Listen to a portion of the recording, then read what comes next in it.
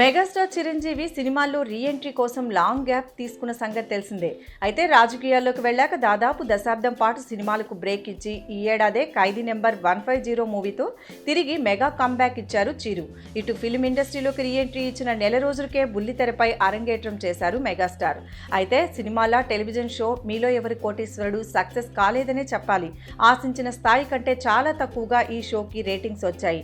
వచ్చే నెలలో MEK 4కి ముగింపు పలకబోతున్నారు.